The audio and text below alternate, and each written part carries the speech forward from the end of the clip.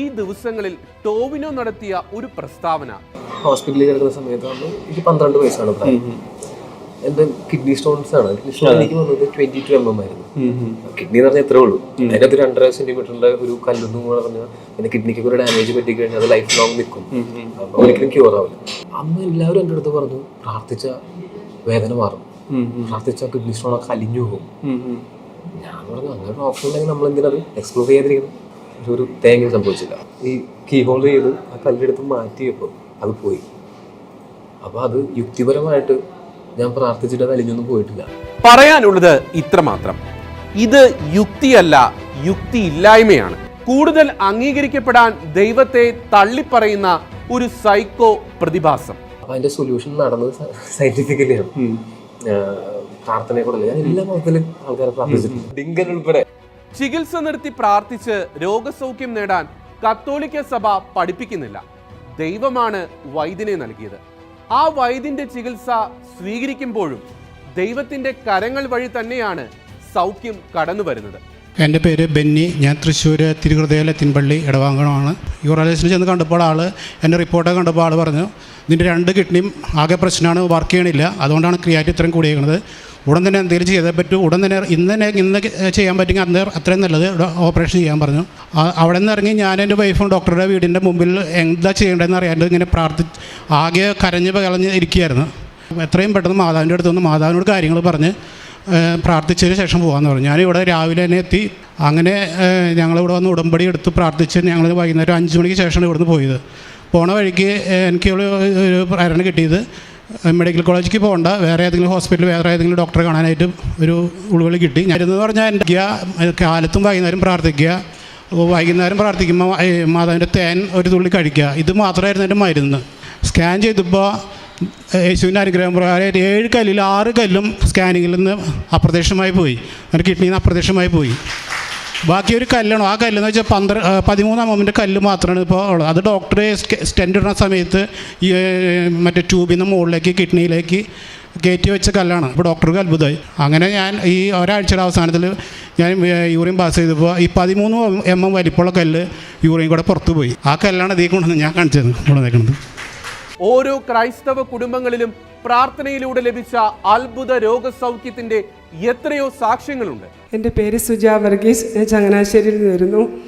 7 മാസമായി എനിക്ക് യൂറിനറി ഇൻഫെക്ഷനായിട്ട് ചെത്തിപ്പുഴ ഹോസ്പിറ്റലിൽ അഡ്മിറ്റ് ആയിരുന്നു. അവിടെ MRI ചെയ്തു, CT സ്കാൻ ചെയ്തു, അൾട്രാസൗണ്ട് സ്കാൻ ചെയ്തു, എന്നിട്ടൊന്നും കണ്ടുപിടിച്ചില്ല എന്താന്ന്. അപ്പോൾ ബ്ലഡിനകത്ത് കല്ലുണ്ട് എന്നാണ് കാണുന്നത്, പക്ഷേ ഇതെവിടെയാണെന്ന് അറിയില്ല. അത് കഴിഞ്ഞ് പുഷ്പഗിരിയിൽ അഡ്മിറ്റായി 2 ആഴ്ച അവിടെയും കിടന്നു. അവിടെ നിന്നും യൂറിൻ്റെ വേദന മാറും, തിരിച്ച് വീട്ടിൽ പോകും, ഈ അവസ്ഥയായിരുന്നു. അങ്ങനെ തിരുവല്ല മെഡിക്കൽ മിഷനിൽ 3ാമത്തെ പ്രാവശ്യം അഡ്മിറ്റായി. അവിടെ കേരളത്തിലെ 2ാമത്തെ സ്ഥാനമുള്ള ഡോക്ടറാണ് ജോസഫ് മണക്ക്. ഡോക്ടറുടെ ഇതിൽ നമ്മളിങ്ങനെ ചെയ്തുകൊണ്ടിരിക്കുകയായിരുന്നു. അപ്പോൾ ഡോക്ടർ പറഞ്ഞു സിസ്റ്റോകോപ്പി ചെയ്യാമെന്ന് പറഞ്ഞു. സിസ്റ്റോകോപ്പി ചെയ്തു. അവിടെയും 2 ആഴ്ച കിടന്നു. അത് കഴിഞ്ഞ് പിന്നെയും പോയി അഡ്മിറ്റായി, RD ചെയ്തു. അവിടുന്ന് ഇത് കണ്ടുപിടിക്കുന്നില്ല. ഡോക്ടർക്ക് തന്നെ സംശയം, ഇതെന്താ ഈ യൂറിനറി ഇൻഫെക്ഷൻ മാറാത്ത, യൂറിൻ പോകത്തില്ല, ബ്ലഡ് തന്നെ പോകുന്നു. എനിക്ക് അതിഭയങ്കരമായിട്ട് വേദനയുണ്ടായി, മരിച്ചു പോകുമെന്ന് വരെയായി. അമ്മച്ചി എനിക്ക് അപ്പോൾ ഒരു പേപ്പർ ചെത്തിപ്പുഴയിൽ നിന്ന് കിട്ടിയതാണെന്ന് പറഞ്ഞിട്ട് ഇവിടുത്തെ പത്രം എനിക്ക് തന്നു. എൻ്റെ കസിൻ സിസ്റ്ററൊക്കെ ഉണ്ടായിരുന്നു, അവരൊക്കെ പ്രാർത്ഥിച്ചു. ഞാൻ പറഞ്ഞു, മോളെ ഞാനിപ്പോൾ ഒന്ന് മൂത്രം ഒഴിച്ചിട്ട് വരണമെന്ന് പറഞ്ഞു ബാത്റൂമിൽ പോയി. സാധാരണ യൂറിൻ പാസ് ചെയ്യുന്നതുകൊണ്ട് കൂടി തന്നെ ഞാൻ ഫ്ലഷ് ചെയ്യാറുണ്ട്. എന്തോ എനിക്ക് തോന്നി ഞാൻ ഫ്ലഷ് ചെയ്തില്ല.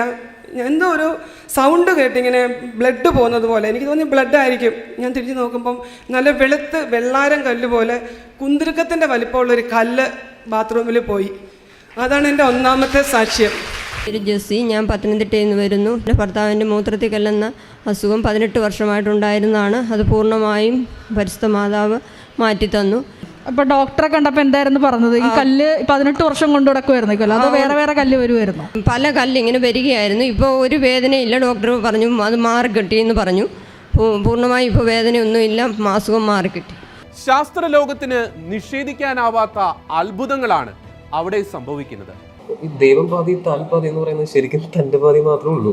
തന്റെ പാതി നമ്മൾ വൃത്തിയായിട്ട് ചെയ്യാനുള്ള ഇൻസ്പിറേഷൻ ദൈവം പാതി എന്ന് പറയുന്നത്. എൻ്റെ പേര് ജോമിനി. ഞാൻ ആലവിയിൽ നിന്ന് വരുന്നു. യൂറിൻ റൂട്ടീൻ ചെയ്തപ്പോൾ യൂറിനിലൂടെ ബ്ലഡ് വരികയായിരുന്നു. യൂറിൻ പിന്നെയും പോകുന്നുണ്ടായിരുന്നില്ല. പിന്നെയും യൂറിൻ ബ്ലോക്കായി. അങ്ങനെ CT ചെയ്തു. CT ചെയ്തപ്പോൾ ഡോക്ടർ എൻ്റെ കല്ലിൻ്റെ സൈസ് 3.5 mm ആയിരുന്നു. അത് ഇൻക്രീസായിട്ട് 7 mm ആയി ഇൻക്രീസ് ചെയ്തു. അപ്പോൾ ഡോക്ടർ പറഞ്ഞു എന്താണെങ്കിലും സർജറി ചെയ്യണം, സർജറി ചെയ്യാണ്ട് പറ്റത്തില്ല എന്ന് പറഞ്ഞു.